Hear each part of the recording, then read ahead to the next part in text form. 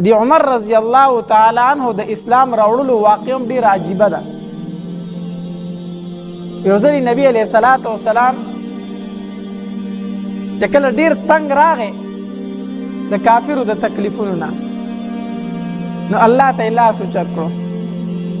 اللهم أيد الإسلام بأحد العمرين. الله دا اسلام مضبوط کا په یو د دوو عمرینو سره. الله په دې دوو عمرینو کې یو مسلمان که چې اسلام په مضبوط شي، ځکه دا په مکه مکرمه کې دوه زورور سړي وو، یو عمر بن هشام چې هغه ته مونږ او تاسو ابو جهل وایو، عمر بن هشام، او دویم عمر بن خطاب رضی الله تعالی عنہ. الله په دې دوو عمرینو کې یو عمر مسلمان که چې اسلام په مضبوط شي، ځکه دا دواړه ډېر زورور دي او مونږ ته ډېر زیات تکلیف دی. دا دعا نبی علیه الصلاة والسلام به بار بار غوښتله. نو مکې مکرمې مشرکین راټول شو دارالندوې ته، د دوی د جرګو چې کوم ځای و، په هغې کې دا مشوره کېده چې د دې پیغمبر سره آخر څه وکړو،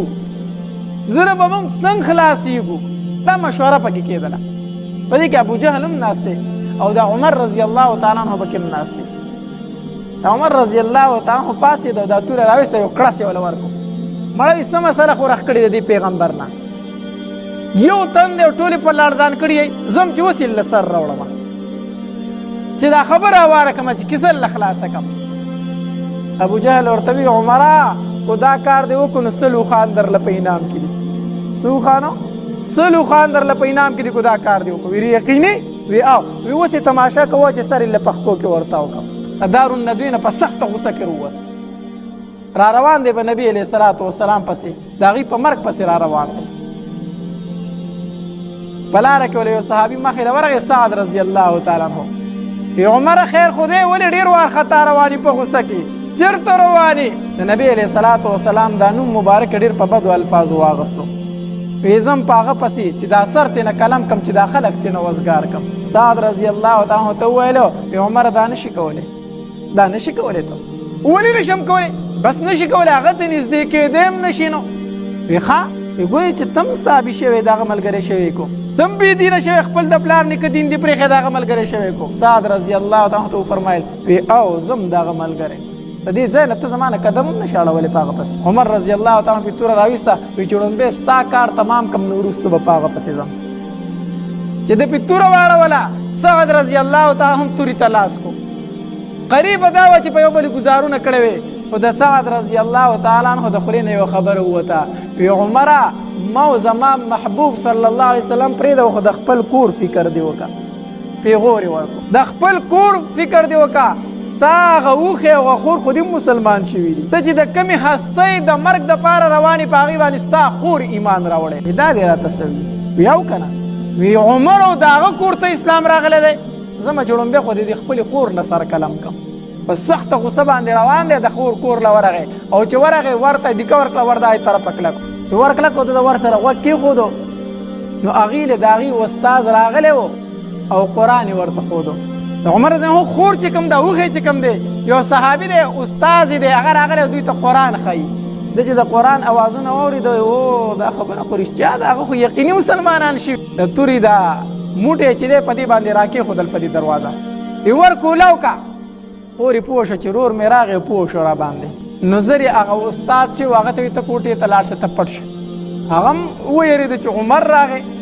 نو هغه ډایرکټ کوټې ته ننوته او د کټ ته لاندې پټ شو. وی ته میلمه یې او زه یې خور یم او دی اوښی دی، که زموږ سره هر څه وکړو، خو ته پردی سړی ته پټ شه. هغه یې تې پټ کو او دا خور یې راله ور یې ورته کولاو کو. چې ور یې کولاو کو، ده به دې اوښي باندې ورمنډه کړه، د مرۍ نه یې ونیو او د تورې په دې موټي پې را کېښودل. تا اسلام راوړی دی. چې کله په هغې ګزارونه شروع کړو، نو دا خور یې منځ لراله، دا خاوند او دا رور یې خلاصول، چې د دوی په منځ کې خلاصونو کې چې کله خلاصون یې کوو، د عمر رضی الله تعالی عنہ چې څپېړه واړوله او په دومره زور سره د خور دې مخ له راواچوله چې د هغې د مخ نه د وینو دارې شروع کړې. عمر رضی الله الله ډېر لوی طاقت ورکړی، ډېر زورور طاقت چې څپېړه یې تاو کړه او د خور دا مخ یې پې ووو، نو د خور دا مخ د دې ګوتو سره وشلېدو او د وینو دارې ووالې او د عمر رضی الله تعالی عنہ په دې مخ باندې دا دارې ولګېدې او په دې کپړو یې دا دارې ولګېدې چې خور یې د وینو ته وکتل په جړا شوه وی عمره یوه خبره واوره زما که ته عمر ابن خطاب د خطاب زوی نو زه د خطاب لور یم ګورې زه دې م خور یم زه م بل څوک نه یم ته کو ځان ته زورور وایې چې زه د خطاب زوی یم نو زه د خطاب لور یم زه م ستانه کمه نه یم هسې ځان مه ستړی کوه که بدن مې وي ټوکړي ټوکړي کړي د اسلام نه واپس کېږم نه زه م د خطاب لور یم هسې ځان مه ستړی کوه عمر رضی الله تعالی چې خور ته وکتل جړا ته وکتل وینو ته وکتل ترسې راغی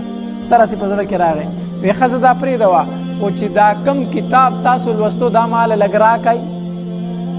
دا لږ ماله راکئ خور یې ورته وی نه شم درکولی وی ولې وی ته پلیتې ته کافر یې قرآن پاک کتاب دی دا مونږ کافر له په لاس کې نه ورکوو دې ته ته لاس نشي لګولی عمر رضی الله ته وی ښه لږ خو یې راته ووایئ که نه لږ خو یې راته ووایئ که نه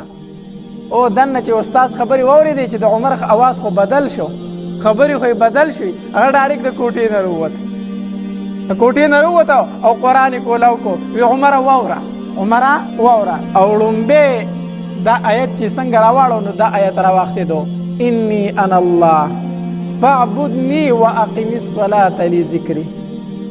ډایرکټ دا آیتو زه الله یما زما بندگی وکئ او مون زما د یاد دپاره وکئ دا آیت چې واورېد عمر رضی الله تعالی عمر رضی الله تعالی فرمایل بی خوري زه غسل کومه دا قرآن ماله لږ په لاس کې راکړه زه یې لږ ښکل کړمه او په کومې خستۍ چې تا ایمان راوړی دی ما هغه له بوځئ زه په ایمان راوړم عمر رضی الله تعالی غسل وکړو قرآن یې ښکل کو او خور ته وایي ما نبي علیه السلام له بوځه چې زه ایمان راوړم اوس دلته نبي علیه الصلاة وسلام په دار ارقم کې د خپلو صحابو سره ناست دی ځکه په مکه کې دا خبره خوره شوه وی عمر توره اغستې ده او د نبي علیه السلام په مرګ پسې وتی دی ټوله مکه کې خبره خوره شوه که نه عمر توره اغستې ده او نن دا قسم کړی دی په لات او په منات او په عزا باندې چې نن به د محمد مصطفی صلی الله علیه وسلم سر قلم کو په دې پسې وتی دی نبي علیه السلام په دار ارقم کې د صحابو سره ناست دی تمام صحابه پریشانه دي چې دی راشي نو موږ به څه کوو ځکه د جهاد حکم خو لا راغلی نه دی وجلې خو شونه نو دی خو به زموږ محبوب ته نقصان ورسوي موږ به څه وکړو په دې کې عمر رضی الله تعالی روان دی او سیده ورغی په دار ارقم باندې وردن نشو نبی علیه السلام د خپلو صحابو سره ناست و چې دی وردن نشو صحابه کرامو د تورو نه کړس ویسته ټولې تورې راویستې چې زه عمر خو راورسېد که نه نبی علیه السلام یې ماته یې پرېږدوئ ماته یو تن به نه خوځئ د خپل ځای نه نبی علیه السلام ډېر زیات بهادر و صحابه کرام فرمایي وی مونږ په ټولو کې زیات بهادر چې هغه نبی علیه الصلاة وسلام یو ورځ مدینه منوره کې د شپې او د دماکې غونته اواز وشو لوی درز وخوتو د شپې تمام خلک د کورونو نه غلی غلی رووت چې څه چل دی صحابه کرام فرمایي چې مونږ رڼاګانې لګولې او مونږ سوره معلومات کولو نبی علیه الصلاة وسلام په شاتوره اس باندې بغیر د اس نه راغې زمونږ په خوا کې ودرېدو د اس نه ښکته راکوشو وده شی ما د مدینې منورې نه ګیر چاپېره چکر ولګو هېڅ نشته مونږ چې د کورونو نه راوتو نبي علیه السلام شاتوره اس ته ختلی و بغیر د زین نه بربنډ اس ته ختلی و او مدینه منورې پې بیا ګیر چاپېره کتلی و چې وده شی هېڅ نشته دی ما معلومات وکړو نو نبي علیه السلام وفرمایل ویړک په نه وښئ ما ته یې راپرېږدی زه پوه شه او دی پوه شه نبي علیه الصلاة وسلام سیده ورغې او د عمر رضی الله تعالی عنه د دې ګریوان نه ونیو وی عمر وایه په کوم غرض راغلی عمر رضی الله تعالی عنه یو ځلې فرمایل ای قسم په الله چې نبی علیه السلام زما دې ګریوان ته لاس کو که نه او زه یې داسې وړه کولم چې عمره په کوم غرض راغلی وی قسم په الله د سر د ویښتو نه واله تر خپو پورې رانه خولې وتې وي عمر رضی الله تعالی عنه ته وفرمایل وی د الله محبوبه کلمه راته وایه الله محبوبه کلمه راته وایه چې عمر دا خبره وکړه وی ما ته کلمه وایه دلته صحابه کرامو د نری تکبیر اوازونه شروع کړو